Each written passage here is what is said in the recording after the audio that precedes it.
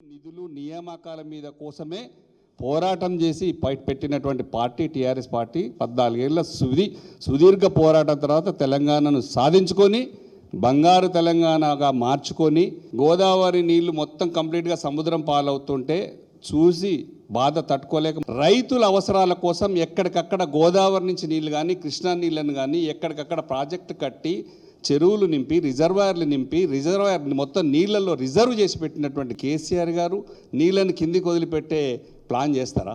ఆంధ్రప్రదేశ్ ప్రభుత్వం power point presentation పెట్టి కేసీఆర్ గారు హరీష్ రావు గారిని బొమ్మలు చూపెట్టుకుంటూ వీళ్ళే ఆపుతున్నారంటారు. ఇక్కడి వాళ్ళు కూడా కేసీఆర్ గారు హరీష్ రావు గారు కేసీఆర్ గారే నీళ్ళను వీళ్ళే ఇచ్చేస్తున్నారంటారు. అంటే మధ్యలో ఆంధ్రప్రదేశ్ ప్రభుత్వంలో ఉన్నటువంటి చంద్రబాబు నాయుడు గారు కూడా తెలంగాణ సీఎం నీళ్ళని ఆపుతున్నాడని ఆయన కూడా ఎక్కడ చెప్పాడు. ఆయనకు కూడా బీఆర్ఎస్ పార్టీ టార్గెట్.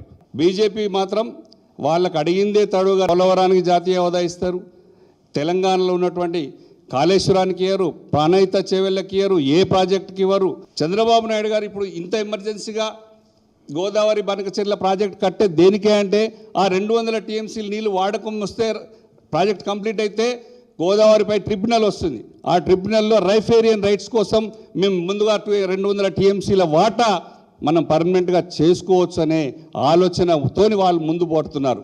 దాన్ని ఆపకపోతే తెలంగాణకు డైరెక్ట్గా 200 టీఎంసీలే కాదు మన ప్రాజెక్టులన్నీ ఆగిపోతే ఇవన్నీ కూడా చాలా ప్రాబ్లం అవుతుంది. ఖచ్చితంగా దాన్ని ఆపాలి. ఆ రోజు కేసీఆర్ గారు అన్నది వాస్తవం.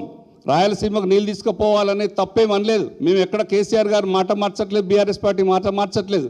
పోలవరం నుంచి నీళ్లు నదీ మార్గం కూడా కృష్ణానది నుంచి పులిచింతల నాగార్జున సాగర్ లిఫ్ట్ చేస్తే అక్కడి నుంచి శ్రీశైలం తీసుకుపోతే డైరెక్ట్గా బనకచెర్లకు పోవచ్చు.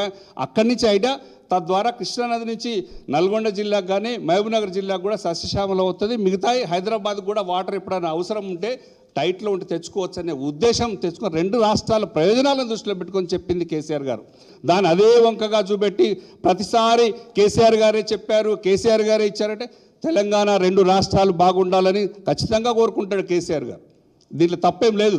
కానీ ఉన్న టెక్నికల్ ఇవన్నీ పేపర్లు న్యూస్ కానీ పేపర్లు కానీ ఈ జీవోలు కానీ పూర్తిగా చెప్పకుండా ఒక్కొక్క లైన్ సగం లైన్లు చెప్పుకుంటా అవసరం ఉన్నాయి వాడుకుంటా మిగతాయి చూపించకుండా గంటలు పవర్ పాయింట్ ప్రజెంటేషన్ పెట్టి మమ్మల్ని తిట్టడమే ప్రోగ్రామ్గా పెట్టుకోవడం ఇది కరెక్ట్ కాదు.